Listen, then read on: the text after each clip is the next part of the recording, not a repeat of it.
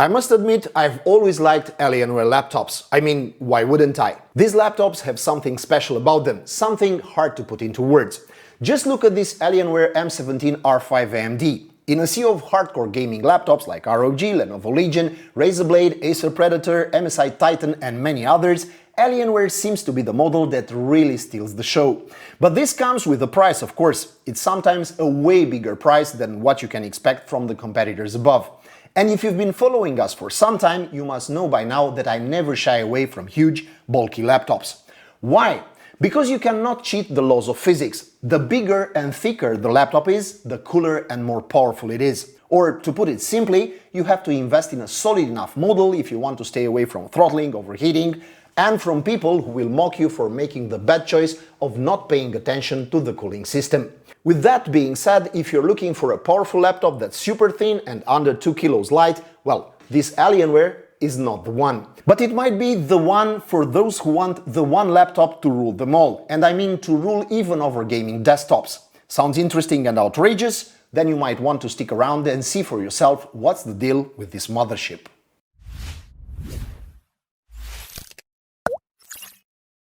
Exactly 20 years after the first Alienware laptop with Pentium 4, a new one lies here on the table.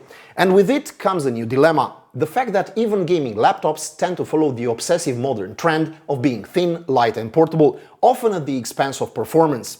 I don't think there's a single one I've tested this year that hasn't gone into throttle at some point, either in benchmarks or in longer gaming sessions. Why? Well, it seems we're facing a paradox. As components get more powerful, they also get hotter, but on the other hand, the industry wants to align itself with current looks and portability. But with this M17 R5, it looks like the folks at Alienware are saying, screw this. There are users who don't give a damn about these ideas and would gladly give up mobility for performance. In other words, we're talking about an M1 Abrams of gaming laptops. Still not suitable for those who throw their laptop in their backpack every day or carry it on holidays. But that doesn't mean it's not a brilliant desktop replacement. And why would you have a desktop anyway if this M17 R5 could take on all the heavy lifting with flying colors? And yes, it's quite wide, 30 centimeters. It means on the inside we have a big old-school motherboard with generous room for the CPU, GPU, VRMs, room for 2 SSDs and a cooling system that hasn't been skimped on by a single millimeter. Plus a generous battery. Oh, and one more important thing. This laptop's chassis won't blow hot air at the bottom of the screen, as you've seen on many contemporary slim gaming laptops. The exhaust vents are designed to get the hot air coming from the key components as far away from the laptop as possible. The whole construction is tank-like. Although the laptop weighs 3.3 kilos, the moment you open the screen with one hand without putting the other on the palm rest, you'll be surprised to see that the bottom part lifts off the table. And there's another thing I like. The hinges aren't placed on the sides, like on most of today's models. Instead, there's a huge, continuous hinge in the middle, so there's no area that bends or looks flimsy. And speaking of the screen, it opens to 140 degrees. I say just enough for any viewing scenario. The area around the keyboard is made of rubber and holds little to no fingerprints. The Legend 2.0 design is part of Alienware's uniqueness, no matter what color you get your hands on. Rounded edges, honeycomb pattern on the ventilation slots, smooth illumination, everything is here as a reminder you're dealing with an Alienware. Also of great effect are the alien head on the laptop lid and the power button, and that glowing ring surrounding the connectivity area on the back of the laptop. It's called Stadium and it looks like a Tron theme, especially on the default blue. The keyboard is also a tiny miracle. I've encountered mechanical keyboards on laptops before, such as the Strix from the Republic of Gamers series, but the way this integrated Cherry MX feels on this Alienware outmatches the Asus model. But it's too bad Alienware have gone all in just for gamers and were less thoughtful about developers or content creators. Why do I say that? Because the keyboard is not full and the lack of numpad seems odd to me, considering how much wasted space is left on the sides of the keyboard. Even the display is a proof Alienware have focused on gamers and less on content creators. Let me explain. At 165 Hz, the refresh rate is great, especially when you throw in the 2560 by 1440 resolution. The contrast is good at 1120 to 1, which comes out to an average brightness of 357 nits as measured by us, but with a fine black level of 0.32 nits. The brightness uniformity is top-notch. Such deviation of about 5–6% we've only seen on 14–15-inch screens before, so this 17-inch model really comes as a surprise. And the colors are very good even for picky users: 100% sRGB, 89% Adobe RGB, 100% DCI-P3. So, where's the problem? Why don't I recommend it to professionals in this field? It's because of this paradox. Although the laptop has an extremely good average delta E after calibration, well below 1, the color uniformity is modest. As a conclusion, unless you have critical tasks related to color uniformity across the entire panel matrix, this BOE display will not disappoint. And certainly not in gaming, but when it comes to fine and detailed editing, you will run into problems. And now that we've basically told you how the display works, let's move on to connectivity. While they don't look impressive by numbers, the ports score points for speed and quality. I'll start with the USB 3.2 Type-C Gen 2 with DisplayPort on the back of the laptop, which is also Thunderbolt capable. Next to it lies the HDMI 2.1 port for fast external monitors. And speaking of high speeds, on the left of the laptop we have the 2.5 gigabit per second Ethernet port. In addition to these high-speed ports, we also have some traditional ones. Two USB 3.2 Type-A Gen 1 ports on the right side for USB memory sticks, dongles, you name it, and last but not least, also on the back we have a third USB 3.2 Type-A Gen 1 port, which also comes with PowerShare technology. And after this tour of the exterior, we come to the most awaited part: performance, cooling, temperatures and noise. First, let's take a look at the performance of the Ryzen 7 6800H CPU, which we put to test in Cinebench R15, 20 and 23, and here are the results. This CPU is a little wonder. It allegedly has a TDP of 45 watts, but it actually drained almost 100. I don't even know what's more impressive. The fact that the CPU climbs to a TDP of nearly 100 watts and stays there in all tests, including all 15 instances of Cinebench R15 run one right after the other. Or the fact that for the entire session the CPU does not throttle.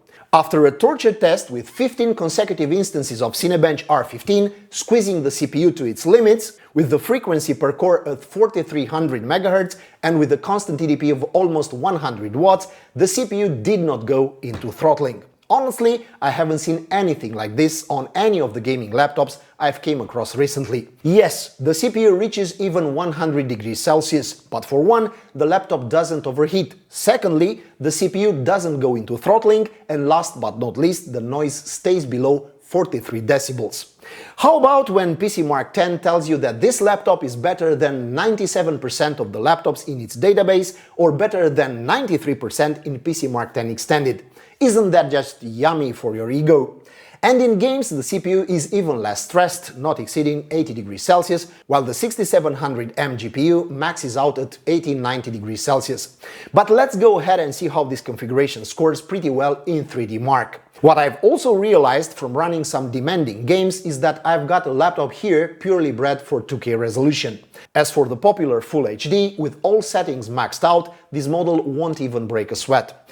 The Alienware Command Center settings related to cooling and noise were left on the thermal performance profile. As a note, thermal full speed is not something you'd want because it's too noisy. And now that we've seen the internal temperatures, let's find out what it's like on the outside, where we can theoretically feel the heat. Or can we? The first two thermal images were taken around the keyboard area. In a 30 minutes gaming session at a room temperature of 22.5 degrees, we didn't exceed 41 degrees in the middle of the keyboard, which means it might just feel lukewarm. In the palm rest area, it's cold, and now let's take a look at the side vents, respectively the rear slots. When you see higher temperatures here, it means that the cooling system is doing its job and evacuates very quickly the huge heat generated by a CPU with a real TDP of 90–100 watts and the GPU that doesn't get under 125. The bottom of the laptop is pretty cool most of the time, but that doesn't mean that during gaming the laptop can be used anywhere other than on a desk or a stand. And don't panic about those 60 degrees values, it's just that the thermal camera has actually seen the heat pipe. But yes, 45-50 degrees Celsius are just fine for that area. Regarding the battery, even though that's just irrelevant for a monster like this, the laptop still packs a large 97 Wh battery. And its battery life is practically eternal for a gaming laptop with such a hungry CPU. I set the screen to 50% brightness and 60 Hz frequency and chose the battery safe setting, and we managed to get 7 hours of battery life out of the PC Mark X Modern Office, which for a laptop like this is pretty good. So I'd say the Alienware M17 R5 is indeed something suitable for a particular kind of users. It is clearly not a good choice for those obsessed with thin and light laptops they can pack in their travels. But Alienware's new full AMD model will easily handle all the chores you could throw at it, from coding, video editing or rendering to gaming, and especially gaming. This laptop is made to last through long gaming sessions or sustained work without the cooling system throwing in the towel and without the CPU going into throttle. And that's no small feat now that manufacturers are striving to make laptops thinner and lighter. Have they succeeded? So far, not so much. And Alienware has irreverently chosen with this model to buck the trend.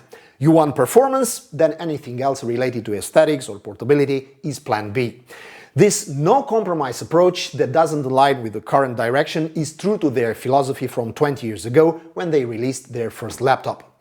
And I have one more observation. The one here isn't even the most powerful configuration of this model, and that's a good thing. Why? It may seem counterintuitive, but truth be told, I've seen really cool laptops ruined by the excess heat generated by the most powerful CPUs and video cards out there, and toppled by absurdly high prices. That's why a more mid configuration is often the G-spot, enough power at a justified price. This Alienware with the 6800H and 6700M is right up there. That's why I'd rather recommend this one over some UFO with Ryzen 6900HX and RTX 3080 Ti, clearly hotter and more expensive. With all this in mind, what do you think of this Alienware M17 R5 full AMD? Is it a yay or a nay? In a world set on the path of portability, do you fancy this over 3 kilos offer? You tell me. But keep this in mind, this laptop's huge chassis allows it to score much better than any supposedly more powerful laptops. And without a doubt, it will get you through much longer anything-related sessions compared to its thinner and lighter competition. This was one of Alienware's new UFOs. For more videos about otherworldly laptops, hit that subscribe button. Thank you for watching. End of transmission.